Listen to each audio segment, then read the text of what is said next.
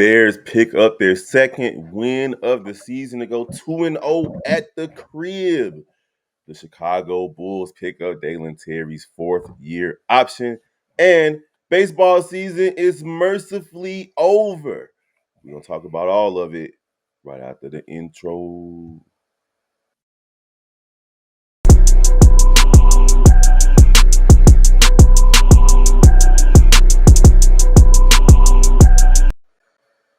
What's the word? Chicago sports fans, welcome to another episode of Chi-Town Sports Central. It's your boy Big Kev, and we got Steve-O in the building. Steve-O, That's the word. bro, what's the word? How you feeling? Hey, my mind is eased. We won a game, and we look good doing it. Listen, this is the first time that the Chicago Bears put together what we could call a complete game all season long. The defense was bend but don't break. They gave up a lot of yards, but they did not give up a touchdown until the fourth quarter. They gave up more field goals than touchdowns. That's always a good thing. Caleb Williams was in game manager mode, but he finally connected with DJ Moore for a touchdown. And they just looked solid after a few questionable play calls to start the game. It looks like Shane Waldron finally hit his stride. Yeah, they made it more of a point of emphasis to run the ball, which we all wanted. So that's a good thing. We seen even DeAndre Swift took upon himself to realize that he wasn't living up to his expectations and what he felt for himself. And he took a little bit of accountability within himself and said, I'm going to play a better game. And even though we know he's not an in between the tackles, we seen him just put his foot in the ground and put his head down and make it shake. And running the ball, he finished with 93 yards. Rushing, he did in the air. I think it was around 70 yards, so a total of like 165 in total scrimmage yards. So definitely the offensive player of the week for our team. But not only that, we seen the O line go through another thing. We seen Nate Davis had to come back into the lineup, and Matt Pryor had to go back to the left guard because Tevin got hurt his ribs in the game, didn't return, and the line looked pretty well for the most part. Yeah, it Defense was. did what they did. Defense did what they did. I think the only issue that we having over the past 2 weeks is that this is 2 weeks in a row we gave over 100 yards rushing, and our run defense is probably one of our most stout things coming from last year. So that's something we need to get better in practice. And outside that, Caleb did what he did, took care of the ball, managed the game well, got a touchdown, 7 for 23, I believe. Good Mm-hmm. game. Yeah, no turnovers for the Chicago Bears. With respect to Caleb Williams for protecting the ball this week after having three turnovers last week, which basically was the reason why the Bears lost the game, among other things. But if you play a clean game versus Indianapolis, you're looking at a team Got a that's good, three and got a one better instead of 2-2. So but hey, we'll take 2-2 in a very competitive division. The Chicago Bears are still technically in last place because they're 2-2 and they have the least amount of points scored behind Green Bay. But it's a long season. Minnesota surprisingly 4-0 in the division, Steve-O, and then Detroit doesn't play until later tonight, and we'll see if they'll be 2-2 or 3-1 themselves. But hey, it's going to be a chance for the Bears to make the playoffs if they continue to play clean, effective football and don't turn the ball over. So who yeah. we got next week? Go ahead. No, I was just gonna say, like, yeah, it's just something good you can actually build off of. I think the past few weeks, we know the whole things with Mercedes Lewis and others calling out the offense, calling out Shane, even Shane going up to the podium and taking some accountability. So yeah, I gotta coach better. I gotta stop.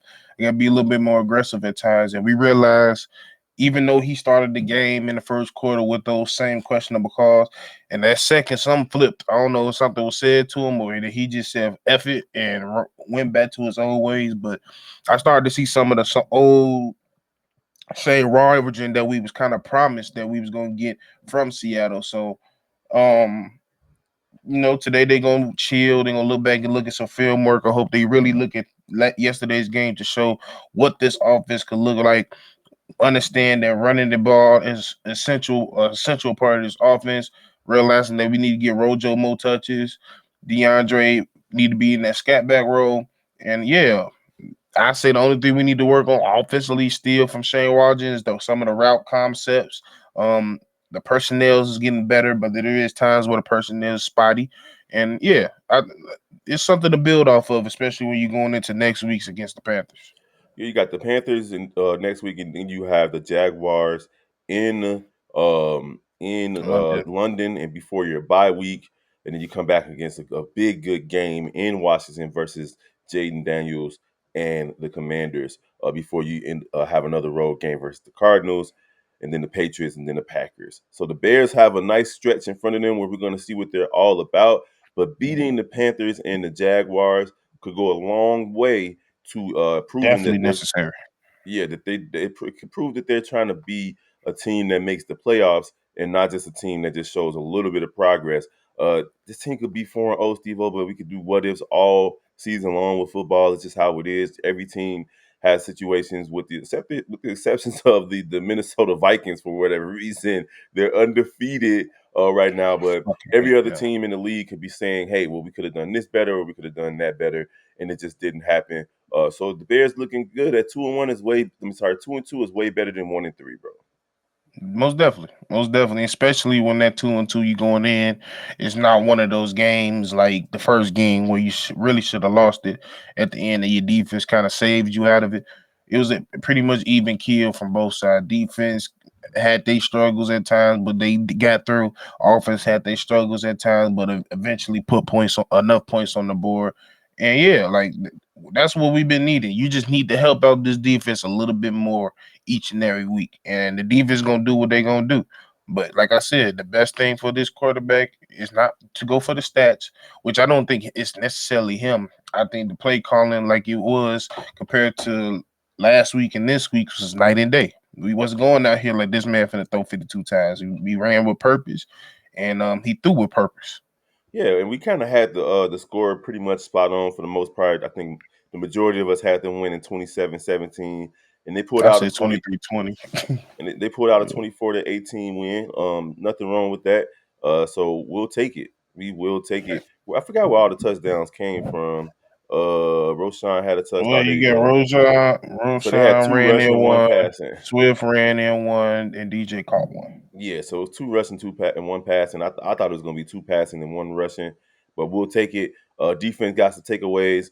I like what I saw from the Bears yesterday. You know, I Brisket think had a hell of a game. oh 8 hit. yes, Yeah, like yes. 8 hits, some tackles for loss.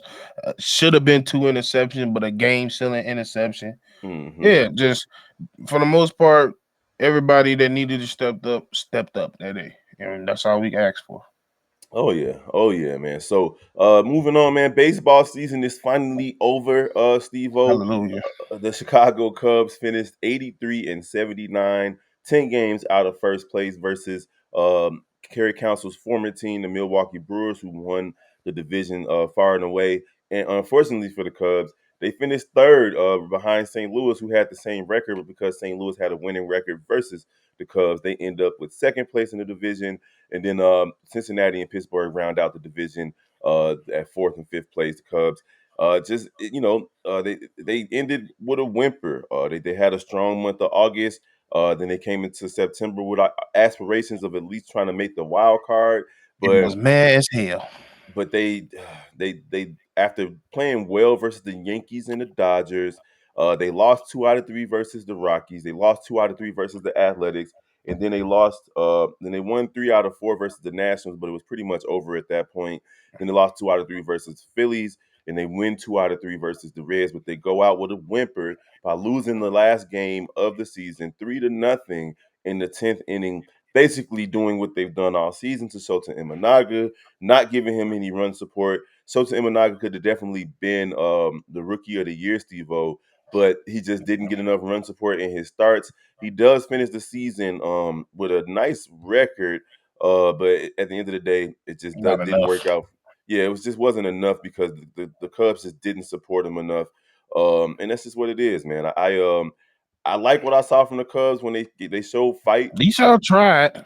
Yeah, they definitely showed fight in the season. I don't like what I saw from Craig Counsell, but this isn't his lineup, so like you know how it is.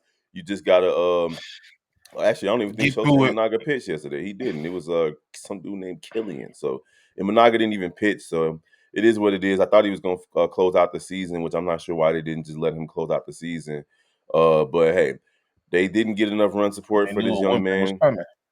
Yeah, the winter's here. The Cubs got a lot of work to do this offseason, though, Steve-O, man. They got to put together a better roster, especially from the starting pitching standpoint. They got hurt early in the season. They were never really able to recover from that. And their bullpen started off slow, but they got better as it went along. Offense was just up and down all season. And yesterday's no run scored is an indication of how bad the offense really has been all season. At least like I said, I've been saying this for a long. At least y'all look like y'all have a thought process, or at least there's some reasonable hope that y'all can get this team back together. I don't see. I mean, of course, you're not the number one destination to go to for free agency and players of that sort, but I do like some of the players y'all have in the mail event. I do like some of the draft picks y'all make, and I don't think it's a place people don't want to go to. So I think y'all can do. I won't think y'all make a necessary huge step in the off season for next year, but I do think y'all can make steps in the right direction to in the future to get the team in the right direction. Oh no, this team is they're definitely playoff caliber. Last two Yeah. seasons, they missed the playoffs by one game last season, and then a couple of games this season. They missed out on the wild card. But the reality is, coaching matters, and it really matters in baseball. Are you putting your team in positions to win? Are you pulling the starter before you should pull them, or leaving them in too long? Are you putting in the right relief pitcher? Or are you putting in the wrong one? Are you shifting the right people? Are you putting in the right pinch hitter at the right time? It was a few times this season where Craig Counsell just didn't press the right buttons, and it led to losses. And baseball, as many games as there are, 162 games or 163, one of those two. Um, Listen, every game counts. All the way back in March to September to October, every game counts. And you can go back and look over the season and see games that the Cubs lost they should have won. But it is what it is. I feel like they should be making a strong push for Juan Soto this offseason because that type of player matters to have that game changer type of player. Because you look at what Shohei Ohtani has done for the LA Dodgers. If the Cubs had threw the book at threw everything at him the way the Dodgers did, we're talking about a different type of season. This man just had a historic season where he hit over 50 home runs and almost stole 60 bases. So you're looking at a situation where this man could have been the difference maker for this Chicago Cubs team, but they were too conservative in their approach to try to get him. They should not be conservative in their approach to try to get a player like Juan Soto. Lesson And learned. yeah, hopefully, Jet Hoyer, your job is on the line, my guy. Go get Juan Soto and try to see if he can put the Cubs over the hump. Now, over on the South Side, it's no secret the Chicago. Can I just before Go you ahead. go, I just because I seen the little issue he dropped. I seen the little Jeffrey. Fuck you. Jeffrey. And the reason, what's his name? I thought his name was Jeff. What's your goddamn thinking of Jeff Pagliuca? What's the damn owner name? What You talking about the owner? Mr. Jerry Mr. Burns. Burns Reinsdorf? Yeah, Jerry. That's why I meant Jeffrey. You look like a Jeffrey. But Jerry, fuck you. Don't sit here and drop no chat GPT ass apology notes. Yeah, this nigga right here. Don't sit here and drop. That was so disingenuous. Like, we don't believe nothing you say. You've been saying that same. You do realize we ain't delete the last few statements that you said. It's the same rhetoric, dog. Like, we can say we're sorry, we're trying to do everything possible to fix for 2025 and all. You don't have a vision. Your main concern is trying to put a new stadium up. Shut the fuck Mm-hmm. up. Mm-hmm. Yeah, Jerry Reinsdorf and by proxy Chris Getz, those two guys, um they don't understand how The important moment. baseball is for the South Side of Chicago. The fact that they weren't just giving away free tickets for the last game of the season, you still trying to sell tickets. Um, you give tickets away for a team like this, bro. You fill the seats so the fans can come and see at least a game without having to pay anything. You give away free beer, you give away free hot dogs. y'all wasted money. You lost money this year by not understanding how to flip a bad season into some good moments. Now the White Sox did finish the season by winning 5 of their last 6 games. They won yesterday, 2 out of 3 versus a good Detroit Tigers team, but the Tigers clinched their playoff. They clinched the playoffs in the first game in the series, so they basically put out whatever for the last 2 seasons, but for the last 2 games. But Chicago White Sox were historically bad.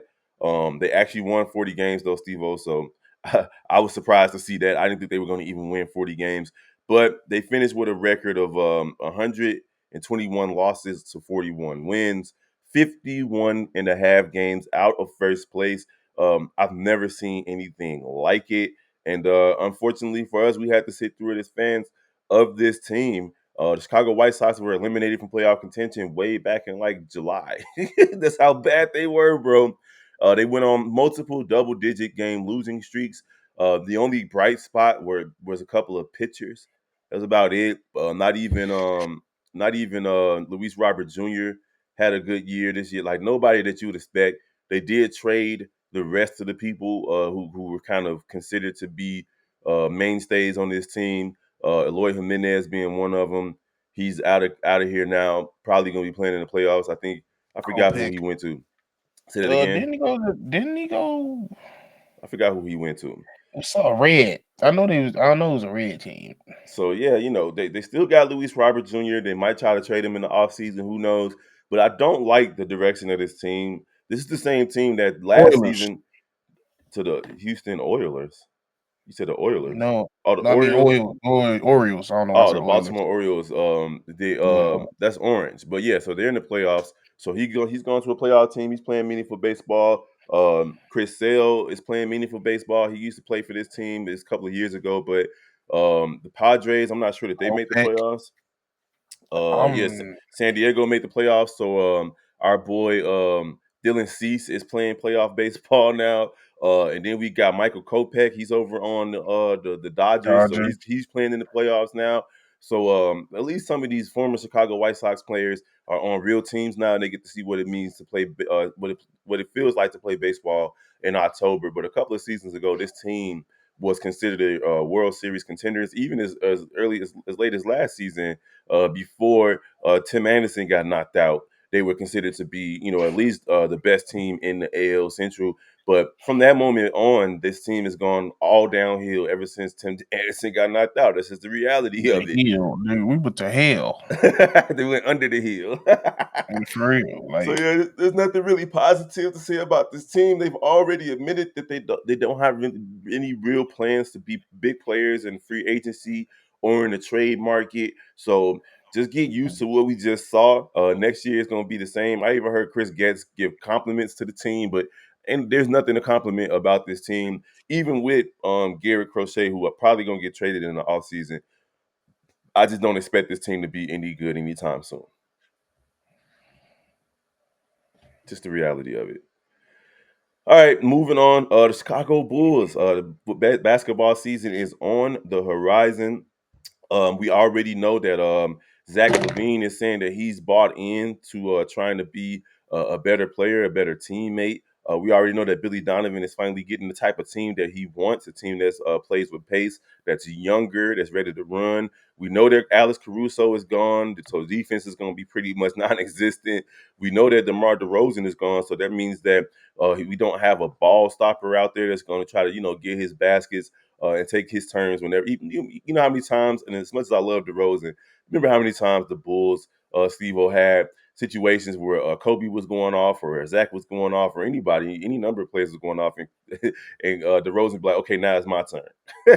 I got to go out there and kill the momentum. So at the end of the day, the only thing we can really report on the Bulls right now, though, is that they picked up their fourth year option on former first round pick Dalen Terry. And we've seen Dalen Terry grow over the last few years. So he's 22 years old now, and he's a part of that youth movement that the Chicago Bulls are trying to go for. The developing players, and we've watched him develop. So how you feeling about them picking up his option? And is he going to be a mainstay on the roster, or is he going to be up and down like he's been throughout his career between the Bulls and the G League? Before we continue, NBA's we just taking hits recently. Dikembe Mutombo just passed. Oh no! Wow! He had No, brain cancer. dang! I did not know that. None of us knew that. So that's why Dang. I was sitting here shocked because I was sitting here like, what the hell? But yeah, At RIP 58, rest in 8. peace. Yeah, rest in peace to a legendary figure, a legendary ambassador for this league. The Ken made the tumble, one of the greatest defenders we ever seen, one of the No, greatest shot no, blockers no. we ever seen, possibly one of the greatest, just like as a person, personalities we've seen. Because it's not a lot of players that can do it on the way and be in commercials. Like he had a certain charisma about himself that also made him such a likable player outside of the game. So yeah, that sucks. I'm just glad he's in the Hall of Fame and he was able to see himself going to the Hall of Fame. But that yeah, NBA we taking hits. Yeah, it's rough. Rest in peace to him, man. That sucks. But Prayers yeah, and blessings to his family. yeah. But back to the episode. I just had to say that. But yeah, picking up the option for Dalen. I guess it's cool. I mean, not even that. I guess it's cool. It is cool because we've seen some development. Don't we? I'm not gonna say we've seen a huge jump, but we know what he was in Arizona. He was the you could say the sidekick to Ben Mathurin when they was running in Arizona. And we know what his strengths is. We know so he's high energy, can play Hmm. defense, has nice court vision. Crash Bandicoot is the nickname I gave him because if anything, he's gonna give you effort. He's gonna shift the energy. He's gonna play defense. I think the biggest thing we wanted him to work on is that shot, which we feel like is coming on. We see him working with Kobe while he's trying to dribble too much, and we seeing that handle is definitely something he needs to work on. So if he gets that shot and handle, we can see an uptick in his points production for sure. But yeah, um, as of now, I think this franchise wants to keep the people that they are familiar with, and because he's still a lot of still a lot of upside there. With him being so young, I can see him picking up that option. Plus, it's not that expensive. Yeah, no, it's not. And again, he's one of the energy guys off the bench, and we've seen him improve as the years have gone on. Like some people might not see it because he's been up and down on the roster, but when he gets playing time, he started to get better. He started to become more consistent with the corner three.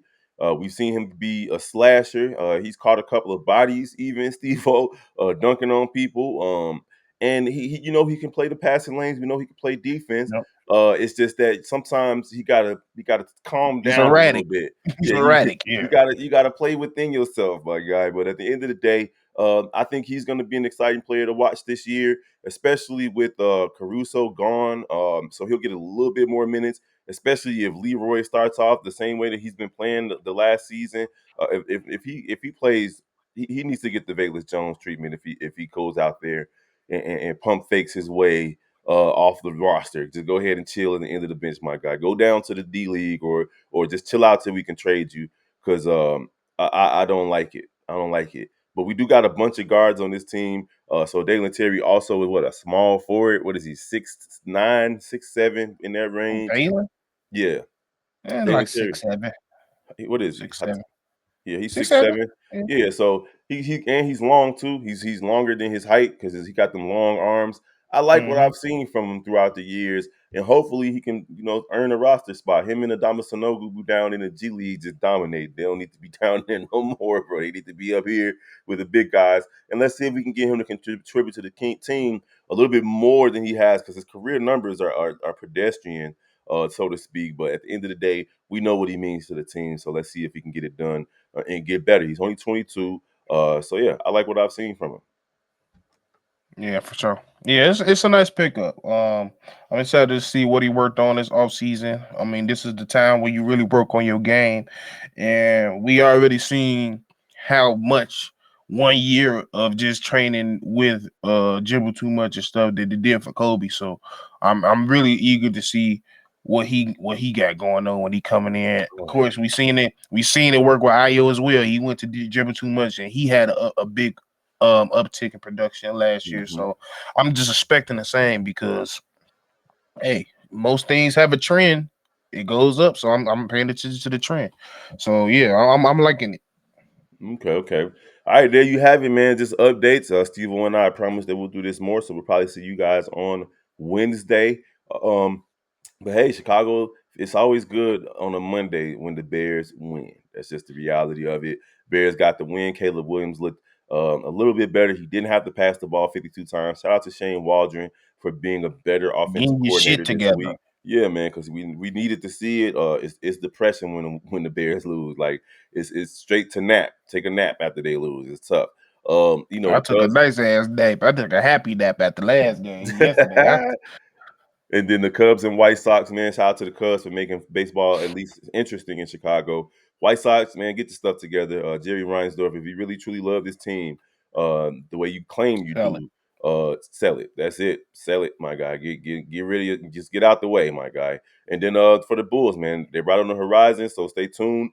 All right, over here, we're gonna be keeping up with them all season long. If y'all already don't follow any of the other channels, we got Chicago White Sox and Cubs Central, Chicago Bulls Central, Chicago Bears Central, Chicago Sky Central, and Chicago Blackhawks Central, NBA Central, as well as the Shop Bulls podcast with the Cognac Boys, C Dub and Bobby. For Hayes, myself, Steve O, and C Dub and Bobby, it's your boy Big Bro. We're going to get up out of here, y'all.